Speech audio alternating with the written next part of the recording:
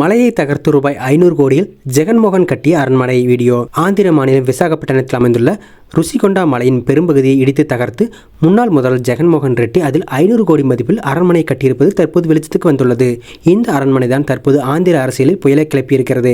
விசாகப்பட்டினத்தில் அமைந்துள்ள ருஷிகொண்டா மலையின் ஒரு பகுதியை இடித்து தரமட்டமாக்கி அதில் மிகப்பெரிய அரண்மனையை சத்தமில்லாமல் கட்டியிருக்கும் ஜெகன்மோகன் ரெட்டி மீது நடவடிக்கை எடுத்து அரண்மனையை பூட்டி சீல் வைப்பதா அல்லது அதனை ஆந்திர அரசுக்கு சொந்தமாக்கி பயன்படுத்துவதா என்பதில் முதல்வர் சந்திரபாபு நாயுடு தலைமையிலான அரசுக்கு குழப்பம் ஏற்பட்டுள்ளது.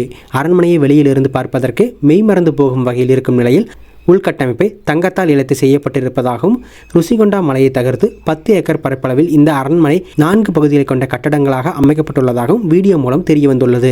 இந்த கட்டடத்துக்காக ருஷிகொண்டா மலையின் பாதி பகுதி தகர்த்தெடுக்கப்பட்டுள்ளதாக கூறப்பட்டுள்ளது.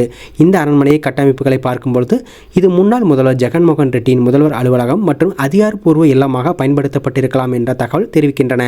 சுற்றுச்சூழல் விதிமுறைகளுக்கு எதிராக இந்த கட்டடம் கட்டப்பட்டு இருப்பதால் இது பொது பயன்பாட்டுக்கு அனுமதி அளிப்பதில் சிக்கலும் ஏற்பட்டுள்ளது. மலையை தகர்த்து கட்டப்பட்டிருக்கும் இந்த அரண்மனையிலிருந்து பார்த்தால் கடற்கரை தெரிகிறது. இந்த அரண்மனைக்குள் சாலை வசதி, குடிநீர் வசதி, மின்சார வசதி என அனைத்தும் எவ்வாறு கொண்டு வரப்பட்டது என்பது குறித்தும் விசாரணை நடத்தப்பட்டு வருகிறது. சுற்றுலா மேம்பாட்டு திட்டம் என்று பெயரில் விண்ணப்பிக்கப்பட்ட இந்த திட்டத்துக்கு மத்திய சுற்றுச்சூழல் மற்றும் வனத்துறை கடந்த 2021ஆம் ஆண்டு ஒப்புதல் வழங்கியிருக்கிறது.